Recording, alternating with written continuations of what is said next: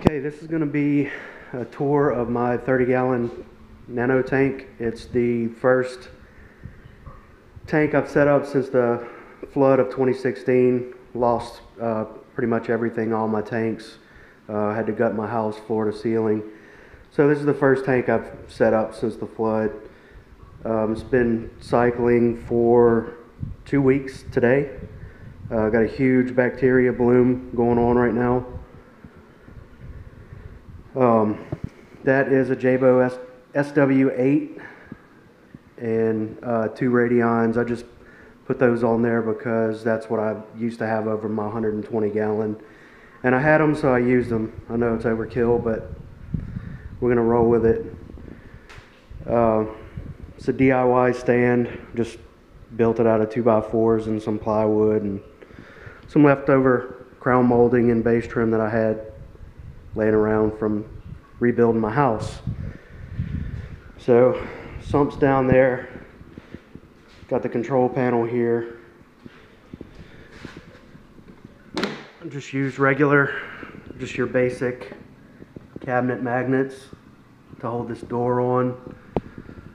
Got everything, all the electronics set up in there away from the sump so nothing gets wet.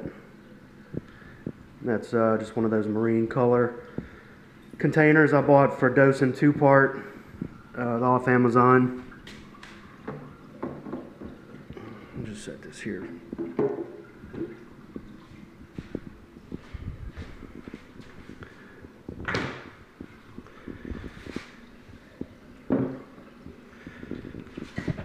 So the sump is an ice cap sump. And forgot to put the lid back on when I added RODI. Not running a filter sock right now. I've never run filter socks. I don't think I'm gonna use a filter sock on this sump either. Right now I just got a little bit of rock rubble in there and a bag of carbon. Just to give the copepods and amphipods a little safe haven. I added over 10,000 copepods that I got from Algae Barn. It's 3 different species of copepods. Like I said, over 10,000. Got the Reef Octopus 110 skimmer. This is the skimmer I used to use on my 90-gallon, and it worked well. The pump did burn up in the flood, so I replaced it with a new Aquatrans pump, I believe it was, Aquatrans. Got a Jabo DP4 dosing pump set up. Little simple manifold I built on the back of the tank.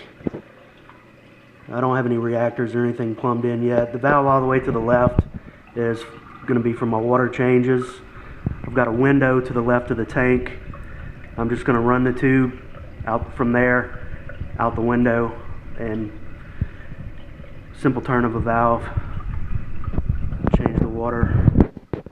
And that's just a little cheap marine color tubing holder I bought off Amazon. Got a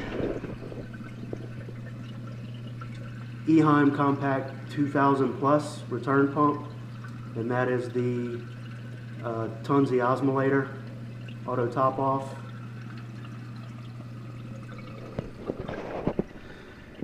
Oh, and also have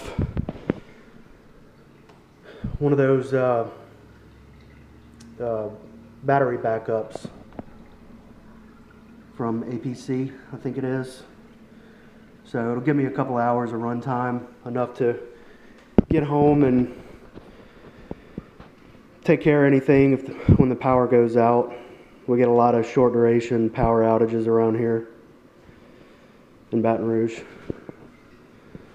And plumbing is just simple. External Durso goes into the sump, and then I did this little simple manifold.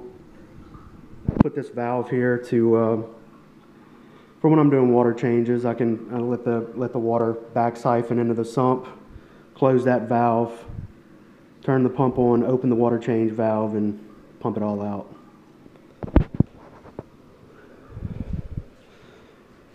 So that's about it. Just cruising along. Got some diatoms and algae blooming, bacterial bloom going on right now. Copepods are in the sand there, munching on the algae.